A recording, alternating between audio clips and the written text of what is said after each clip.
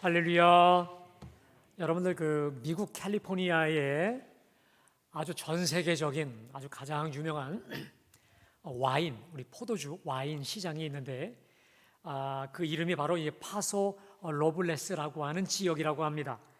자, 그곳에서 생산되는 포도주가 그렇게 맛있다고 하네요. 제가 마셔보질 못해서. 근데 그곳에 가면 와인 제조 공장이 있는데, 여러분 보통 우리 TV나 이런 데 보면 와인 제조 공장에 보면 나무로 된 큰 들통이 있어서 이제 맛도 보고 시음하고 이런 거 있지 않겠어요? 몇 년 수성된 이런 것을 이렇게 전시를 하잖아요.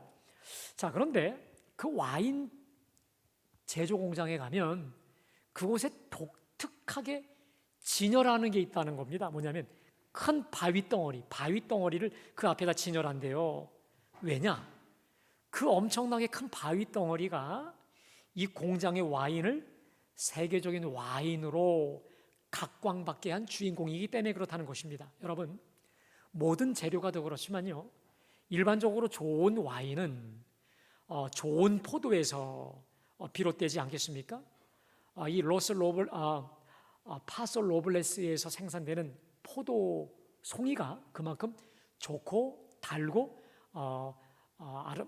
가장 질이 좋기 때문에 좋은 포도주가 생산이 되는 거 아니겠습니까? 자, 그리고 많은 연구가들이 연구하기를 어떻게 이 지역의 포도 열매가 그렇게 맛있을까? 연구했더니 결론이 뭐냐면 그 지역의 토양이 석회석이기 때문에 그렇다는 거예요. 석회석이다. 여러분, 일반 상식적으로 말하면 석회석에서는 어떠한 식물도 자라지 못합니다. 다 말라 죽여요. 아니, 그런데 그 포도나무를 다 말라 죽이는 석회석에서 어떻게 이렇게 가장 맛 좋은 포도 열매가 열릴 수 있었을까? 자, 그 이유가 있더라고요. 그 이유가 뭐냐? 그 땅이 석회석으로 이게 주로 다 얼룩져 있는 척박한 토양에서 이 포도나무가요, 옛날에 살아남기 위해서 그 석회석 지층 토양을 뚫고 바닥 그 깊숙이 뿌리를 내려서 저 지하수로 가득한 가장 깨끗하고 좋은 물줄기를 향해서 뿌리가 깊이 내린다는 거예요. 그러니까 여러분, 웬만한 포도나무들은 웬만하게 그냥 그 살만한 토양이면 그렇게 깊이 뿌리를 내리려고 하지 않는데, 여기서는 살려고 하다 보니까 뿌리를 깊숙하게 그 석회 암층을 뚫고, 석회 토양을 뚫고 그 지하 가장 깨끗하고 청정한 일급수물, 그 물을 빨아들이다 보니까 이렇게 좋은 포도 열매를 맺을 수 있었다라고 하는 걸 찾아냈다는 것이죠. 비록 식물이지만 최악의 조건을 도리어 최상의 조건으로 바꾸어 버린 거 아니겠습니까? 자, 마찬가지로 여러분, 그보다 더 최악일 수 없는 환경 속에서 가장 존귀하게 됐고, 그 다음 최고의 영향력을 발휘한 대표적 성경적 인물이 있다면 누굽니까? 오늘 본문의 요셉이라는 사람입니다.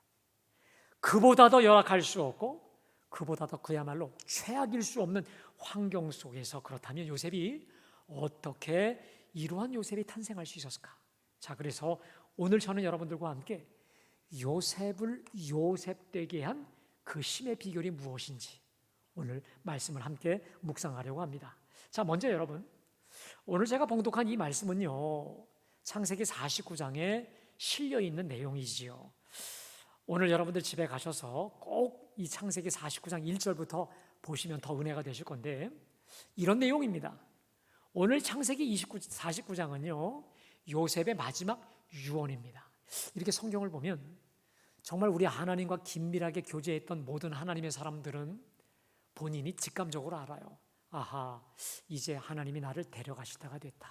하나님의 부름받을 타이밍을 기가 막히게 발견하고는 이제 유언을 남깁니다. 자, 그런데 그 유언이 뭐냐면 이제 12아들, 야곱의 12아들의 미래입니다. 미래를 유언으로 이제 예언을 남기고 있는 거거든요. 그래서 엄밀히 말하면 오늘 그 22절에 요셉은이라고 하는 내용도 사실은 요셉 자신의 이야기라기보다는 요셉 자손, 그러니까 므낫세와 에브라임의 후일에 되어질 일을 예언하고 있는 것이긴 하거든요. 자, 그런데 여러분, 놀라운 사실이 있습니다. 제가 오늘 여러분들에게 왜 창세기 49장을 집에 가서 꼭 꼼꼼히 읽어보라고 말씀드렸냐면, 지금 야곱이 자신의 그 12 아들들의 후손들, 12 아들의 자손을 예언하고 있는 거예요. 너희들의 그 아들들, 자손들의 그 후일이, 미래가 어떻게 될 것인지를 지금 예언하고 있는데, 여러분, 그 예언의 내용이 지금 12 아들들의 과거와 현재의 행적, 그것에 기반한 예언이라고 하는 것입니다. 여러분, 저 12 아들들의 후손의 이야기라면 지금 이 아들들하고 상관이 없는 것이어야 맞죠. 근데 지금 이 12 아들, 이 야곱 앞에서 말을 듣고 있는 12 아들들의 과거의 행적, 그리고 지금의 행적의 그 연장선상에서 12 아들들의 후손들, 먼 후손들까지의 예언을 그들의 삶의 행적의 연장선상에서 하고 있다라고 하는 것입니다. 여러분, 이게 뭘까요? 운명론입니까? 과거에 내어 있었던 인과응보적인 운명론을 뜻하는 겁니까? 여러분, 성경은요 절대로 운명론을 얘기하지 않습니다. 오히려 예수 믿으면요 운명 사주팔자 다 뜯어 고치는 줄로 믿습니다. 여러분, 예수 믿으면 팔자 고치는 줄로 믿습니다. 팔자 고쳐요. 그래서 과거에 내가 어떤 신분이었든지 어떠한 허접한 인생이었던 간에 상관없어요. 예수 믿으면 인간이 완전히 전화위복되는 줄로 믿습니다. 팔자 다 뜯어 고치는 게 우리 예수 믿는 축복이고 복음의 능력인 줄로 믿습니다. 그러면 이게 도대체 뭐예요?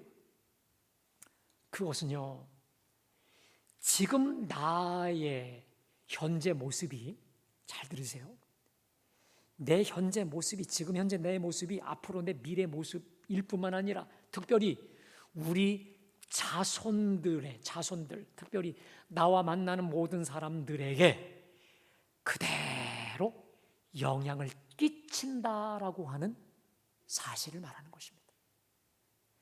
나와 가까운 사람들, 특별히 우리 가족들, 우리 자식들에게 그대로 전염이 되고 영향을 미친다라고 하는 말 아니겠습니까? 그래서 여러분, 그렇다고 한다면 우리가 우리 자녀들 앞에서, 나와 만나는 사람들 앞에서 내가 어떻게 말 한마디, 그리고 내 행동 거지를 함부로 할 수 있을까요?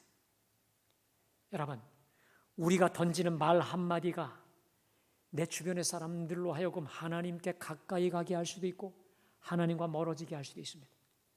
그 사람을 죽일 수도 있고 살릴 수도 있습니다. 그런데 어찌 불신앙적인 말, 저주의 말, 비방과 험담의 말을 함부로 내뱉을 수 있겠습니까? 여러분, 오늘 예배하는 여러분들에게 제가 정말 신신당부합니다. 여러분들 자녀 앞에서 교회 험담은 하지 마십시오. 특별히 목사, 목회자의 험담은 절대로 하지 마십시오. 여러분 생각해 보세요. 우리 부모가 아주 실수하는 게 뭐냐면, 누구 험담할 때 우리 자녀들이 듣는 앞에서 해. 또 교회 험담도 그렇게 할 때가 있어요. 그럼 여러분 보세요. 그 교회에 대한 험담, 목회자에 대한 험담을 들은 우리 자녀들이 교회 나올까요? 절대로 안 나옵니다.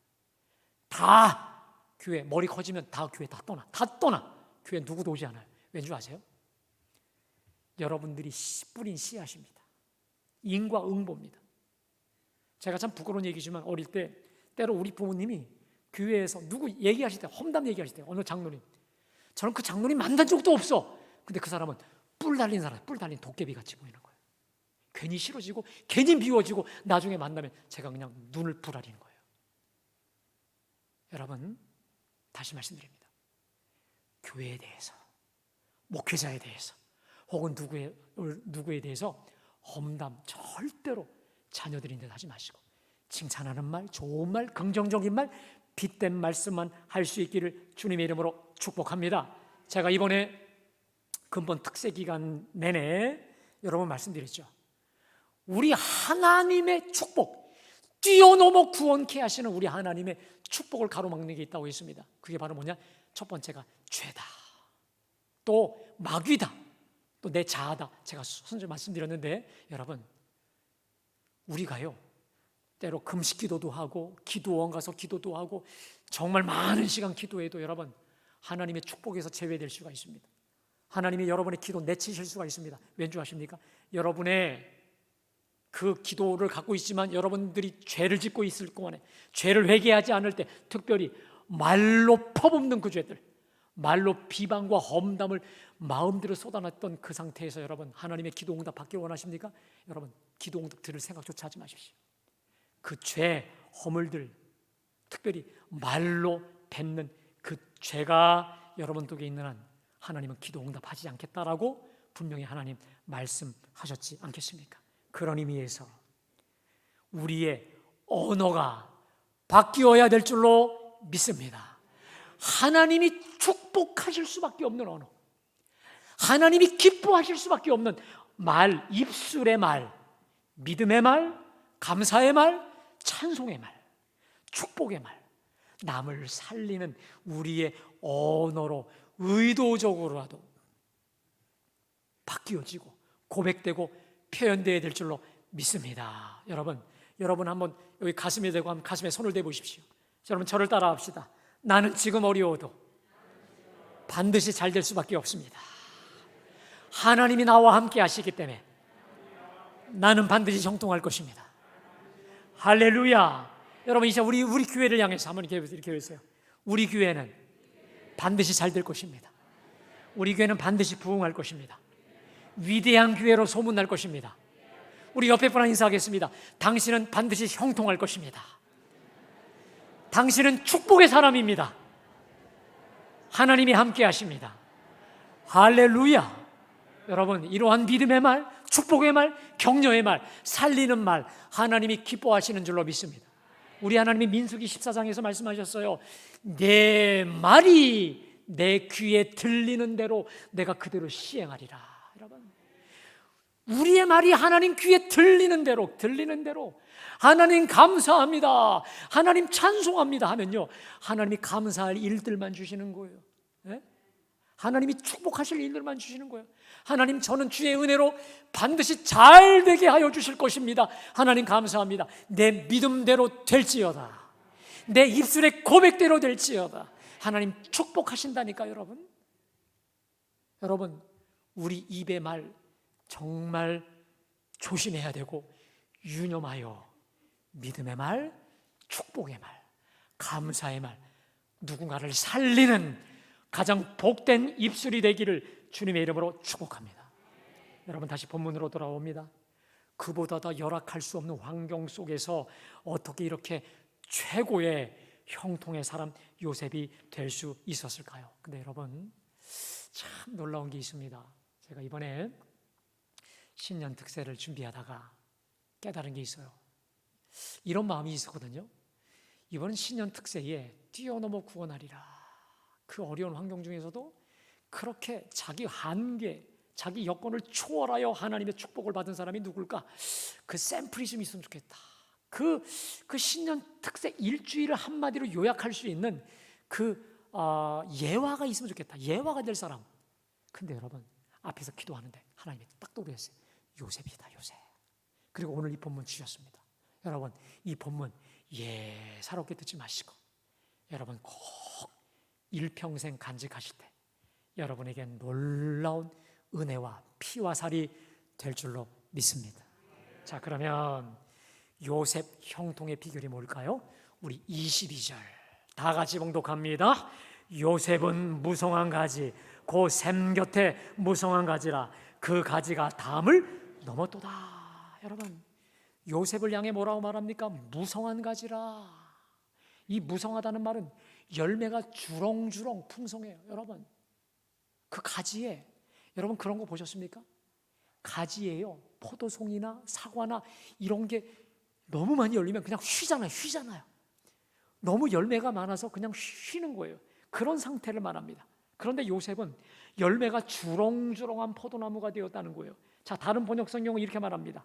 요셉은 열매가 주렁주렁한 가지, 샘가에 늘어진 열매, 주렁주렁한 가지, 담장 넘어 뻗어가는 가지라. 그러니까 여러분, 요셉의 인생이 얼마나 크고 실하고 풍성한지, 그리고 그가 미치는 영향력이 얼마나 큰지 담장을 넘어버리다는 거예요. 여러분, 보통 과일 나무가요 다 구획이 있는데 그게 담장 넘지 못하잖아요. 근데 얼마나 크고 풍성한지 담장까지 그냥 다른 데까지 넘어버린 영향력 장난 아닌 거였다는 것이죠. 자, 그런데 그 이유가 뭐냐? 요셉은 무성한 가지, 곧 따라합시다. 샘 곁에 무성한 가지. 그러니까 그 가지가 보통 가지가 아니라 샘 곁에 그 풍성한 차고 넘치는 시원한 차고 넘치는 그 샘 곁에 무성한 가지였다라고 하는 것이죠. 여러분, 이게 왜 중요할까요? 요셉이라고 하는 가지를 한번 생각해 보세요. 처음부터 무성하거나 튼실한 가지였나요? 여러분, 사실 요셉만큼 보잘것없고 상처 많고 불행했던 가지가 또 있을까요? 정말 요셉처럼 운 지질락이 없는 최악의 가지 없습니다. 자, 이 사실을 오늘 23절에 보니까 활 쏘는 자가 그를 학대하며 적개심을 가지고 쏘았다. 요셉을 향해 활을 쏘았는데 그를 학대해서 적개심을 가지고 그를 마구마구 쏜 불행한 가지였다는 겁니다. 여러분, 요셉의 일생을 한번 볼까요? 요셉의 일생은 정말 한없는 저주 자체의 인생이었습니다. 볼까요? 10대의 나이 17살에 요셉을 시기한 형들이 죽이려고 구렁텅이에 빠졌을 때 한 힘없이 빠져버렸던 힘없는 요셉이었습니다.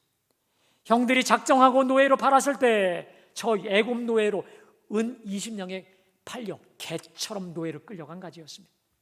게다가 보디발의 집에서 일개 종으로 저의 목숨이 주인의 손안에 있었던 아주 유약한 히브리 종이었습니다. 분명 자기가 옳았지만 억울하게 보디발의 아내 모함에 속수무책 모함당해서 감옥에 쳐넣어짐 당한 연약한 요셉이었습니다. 술 맡은 관원정의 꿈을 잘 해석해서 복직시켜 주었지만 2년간 새까맣게 잊혀질 수밖에 없었던 존재감 제로의 존재가 바로 요셉 아니었겠습니까? 무수한 학대, 무수한 차별, 무수한 적개심과 상처로 얼룩져 있는, 여러분, 요셉은 한마디로 저주받은 인생이었습니다. 인간적으로 말하면 저주받은 인생이라고 하는 수식어가 어울릴 만한 가장 연약하고 가장 불행한 가지가 요셉이 아니었겠습니까? 그런데 이 가지가 꺾이지 않고 무성한 가지, 담장 너머로 쭉쭉 뻗어갈 수 있었던 그 이유가 있습니다. 요셉은 무성한 가지, 샘 곁에 무성한 가지라. 할렐루야! 샘 곁에 있었다는 거예요. 그래서 그 가지가 무성하고 열매 가득한 위대한 가지로 변화될 수 있었다는 거예요. 여러분, 그러면 샘 곁의 가지란 구체적으로 어떤 가지일까요? 자, 이것을 24절에 이렇게 말씀합니다. 우리 함께 다 같이 봉독합니다. 요셉의 활은 돌이요 굳세며 그의 팔은 힘이 있으니 이는 야곱의 전능자 이스라엘의 반석인 목자의 손을, 요셉이라고 하는 가지는 그렇게 유약하고 저주스러운 가지였습니다. 그런데 24절에 보세요. 요셉의 활은 돌이요 굳셌다. 여러분, 이 돌이요라는 게 뭡니까? 반전이잖아요. 꺾일 만한데 꺾이지 않아. 부러뜨려질 만한데 부러뜨리지 않아요. 부서질 수밖에 없는 가지인데 부서지지 않아요. 돌이요 굳세며 그의 팔이 힘이 있었다는 겁니다. 그 이유, 야곱의 전능자 이스라엘의 반석인 목자의 손을 힘입었다. 야곱의 전능자 이스라엘의 반석이요 목자인 하나님의 손을 힘입은 가지인 줄로 믿습니다. 그러니까 도리어 굳세, 도리어 굳세. 굳셀 수 없는데, 강할 수 없는데 도리어 하나님의 반전이 이루어진 거 아니겠습니까? 하나님의 손이 붙잡은 능력의 가지였다는 것입니다. 자, 그러면서 구체적으로 25절과 26절에 요셉 형통의 비결을 한마디로 말하죠. 우리 25절, 26절 말씀 우리 함께 또박또박 봉독합니다. 시작. 하나님께로 말미암나니 그가 너를 도우실 것이요 전능자로 말미암나니 그가 내게 복을 주실 것이라. 위로 하늘의 복과 아래로 깊은 샘의 복과 젖먹이 있는 복과 대복이로다. 내 아버지의 축복이 내 선조의 축복보다 나아서 영원한 산이 한없음 같이 이 축복이 요셉의 머리로 돌아오며 그 형제 중 뛰어난 자의 정수리로 돌아. 여러분 25절에 보세요. 내 아버지 하나님, 다시 말해 야곱의 하나님께로부터 이 모든 능력과 형통과 이 모든 게 임하셨는데 그가 너를 도우실 것이요 전능자로 말미암나니. 무슨 말입니까? 야곱의 전능자 이스라엘 하나님이 그를 붙잡아 주시고 도와주셨다는 것인데, 여러분 그 뒤에 보세요. 그가 내게 복을 주실 것이요 하늘의 복, 계속 복입니다. 여러분 간단합니다. 결론은 간단해요. 요셉 형통의 비결은 간단합니다. 하나님이 축복하셨기 때문에 그렇습니다. 하나님이 복 주셔서 그래요. 여러분, 하나님이 복 주시는 인생이 되면 그의 인생은 형통합니다.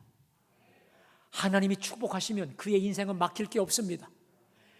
하나님이 축복하시면 그 연약한 가지가 부러뜨려 줄 수 없는 가지가 도리어 굳세 담장 넘어 세계 열방을 살리는 가장 영향력 있는 하나님의 사람으로 변화되게 될 줄로 믿습니다. 그리고 이 사실을 창세기 39장 2절에서 3절에서 이렇게 말씀하십니다. 우리 함께 다 같이 봉독할까요? 시작. 요셉과 함께 하심으로 그가 형통한 자가 되어 그의 주인 애굽 사람의 집에 있으니 그의 주인이 여호와께서 그와 함께 하심을 보며 또 여호와께서 그의 범사에 형통하게 하심을 보았더라. 맞습니다. 여호와께서 요셉과 함께 하심으로 그가 형통한 자가 된 줄로 믿습니다. 근데 여러분, 요셉의 형통, 요셉의 하나님이 함께 하심을 누가 보느냐? 보디발이 알았어요. 여러분, 보디발은 무신론자입니다. 불신자입니다. 근데 불신자 눈에조차 쟤는 내가 알지 못하는 그 누군가가 함께 하셔. 근데 알고 보니 그가 하나님이야. 분명히 쟤는 하나님이 함께 하셔. 그래서 저것은 하나님의 형통함의 축복이야.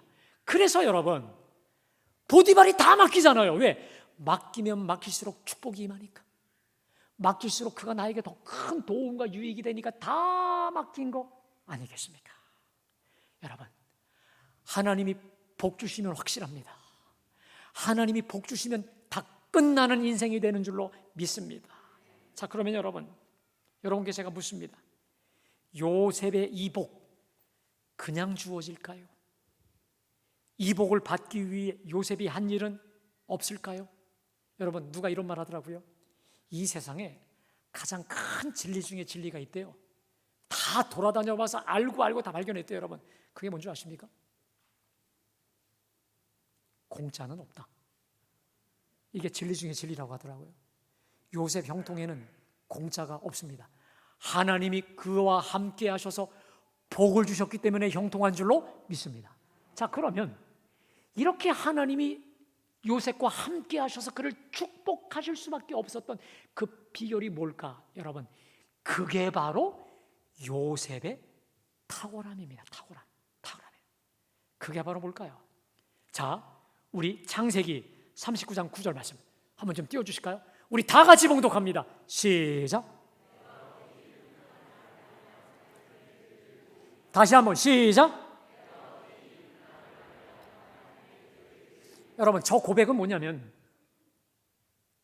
보디발의 아내가 아무도 없을 때 사람들 다 나가게 한 다음에 그 준수한 청년 요셉을 유혹하면서 달려들었을 때 요셉이 옷을 벗긴 채로 도망가면서 한 말입니다. 내가 어찌 이 큰 악을 행하여 하나님께 죄를 범하리까? 라는 거예요. 여러분, 여기서 알 수 있는 게 뭘까요? 요셉은 평소 누구를 의식하고? 하나님을 의식하고 하나님을 주목하며 하나님을 앙모하며 살았다는 거 아니겠습니까? 여러분 생각해 보세요. 만일 요셉이 평소 하나님께 주목하지 않고 하나님을 두려워하지 않았다면 결정적인 순간에 이게 나올까요? 여러분, 우리 평소의 습관이 결정적일 때 나오는 거 아십니까? 우리 평소에 하던 것이 결정적일 때 여러분 다 그냥 드러나는 거 여러분 아십니까? 여러분 생각해 보세요. 요셉이 만일 평소 자기를 노예로 팔아버린 그 형들을 맨날 원망하고 저주하고 불평하며 하나님이 살아계시다면, 하나님이 선하시다면 이럴 수 있어, 입에 거품을 굴고 늘 원망과 불평과 짜증 속에 살았다면 여러분, 결정적인 순간에 아내가 다 덮치죠. 같이 앉는 거죠. 왜냐하면 이게 바로 내 인생의 역전 기회가 될 수 있거든. 하나님 저주하면서 잘 됐다, 여러분 얼마든지 그렇게 가는 것입니다. 그러나 요셉은 평소 하나님을 두려워하고 의식하고 주목하며 앙모했던 그였기 때문에 결정적인 순간에 내가 어찌 이 큰 악을 행하여 하나님께 득죄하리까 잘라버리고 거부할 수 있었다는 거 아니겠습니까? 무슨 말입니까? 요셉은 평소 상처가 깊으면 깊을수록 더욱 깊이 연약한 손을 하나님께 뻗었다는 거예요. 요셉의 자존심이 무너지고 파괴되어 쓰러지고 싶을 때마다 그 지친 몸을 부추겨가면서 야곱의 하나님, 자기 아버지 하나님께 기도의 손, 믿음의 손, 의지의 손을 더 깊이 뻗쳤다는 거 아니겠습니까? 여러분, 제가 설교 초두에 말씀드렸듯이 저 캘리포니아의 파소 블레스의 포도나무들이 그 척박한 석회석 토양을 뚫고 더 뚫어 저 지하 깊이까지 뿌리를 내려 시원한 물을 마음껏 빨아 올렸듯이 요셉은 지치면 지칠수록, 힘이 들면 힘이 들수록 생수의 강이요 생수의 근원 되신 하나님께 기도의 손, 믿음의 손, 이 축복의 손을 계속 뻗고 뻗었을 때 우리 하나님께서 요셉을 기쁘게 보사 뛰어넘어 구원케 하여 주신 줄로 믿습니다. 사랑하는 여러분, 제가 설교 초두에 오늘 본문의 요셉이야말로 우리 신년 축복 새벽기도 뛰어넘어 구원하리라의 가장 완벽한 모델이라고 여러분에게 말씀드렸습니다. 자, 원래 제가 이 표어로 정한 이 뛰어넘어 구원하리라 이 말씀은요, 이사야 31장에 나오는 말씀입니다. 지금 이스라엘이요, 저 강대국 아수르가 쳐들어온다는 말에 이제 사시나무 떨도 두려워하면서 어떻게 할까 하다가 저 밑에 애굽으로 지금 내려가고 있는 거예요. 내려가서 애굽의 도움을 요청하려고 하는 것이었거든요. 자, 이 사실을 우리 하나님이 어떻게 보고 계실까? 자, 좀 띄워주실까요? 우리 이사야 31장 한번 다 같이 천천히 봉독합니다. 시작!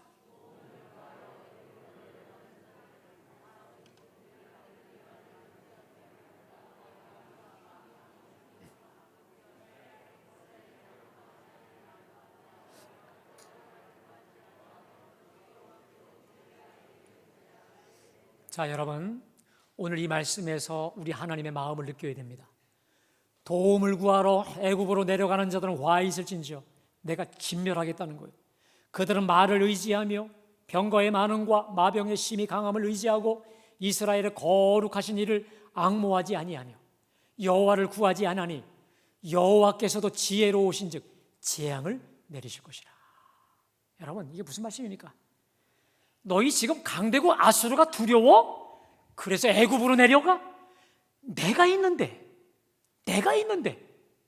온 세상을 창조하시고 지금 이 온 천하를 다스리고 있는 전능하신 너의 하나님, 너의 아버지 여호와가 있는데 나를 무시하고 나를 제껴두고 애굽으로 간다고?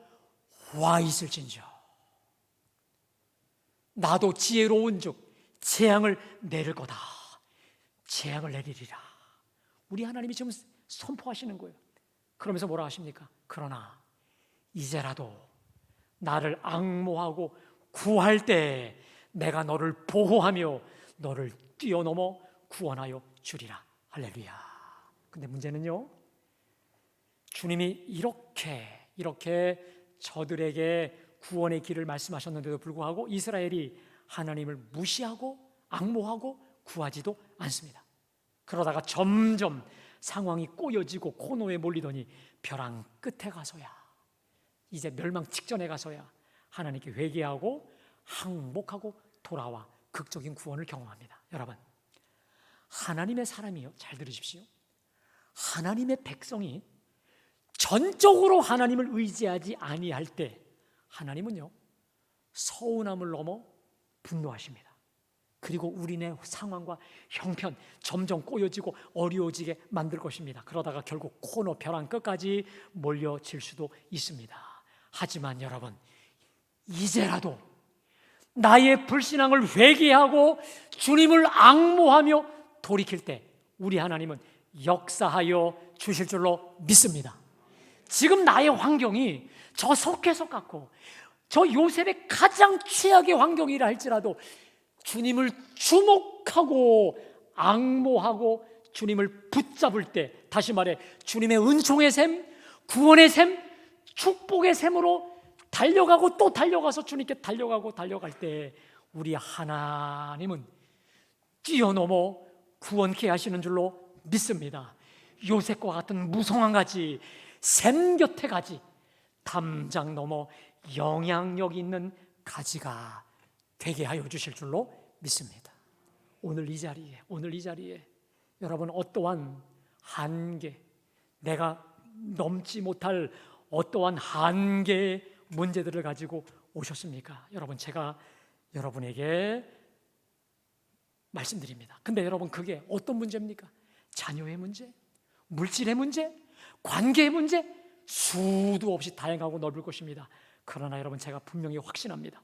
저 요셉과 같이 어떠한 말할 수 없는 어려움과 환난에 처 있다 할지라도, 끝까지 누가 뭐라 할지라도 우리 하나님을 앙모하고 주목하고 주님 붙잡고 기도로 나아갈 때에 우리 하나님은 우리를 붙잡으실 뿐만 아니라 뛰어넘어 구원케 하시는 하나님의 초월적인 구원, 하나님의 초월적 역사 우리에게 베풀어 주실 줄로 믿습니다.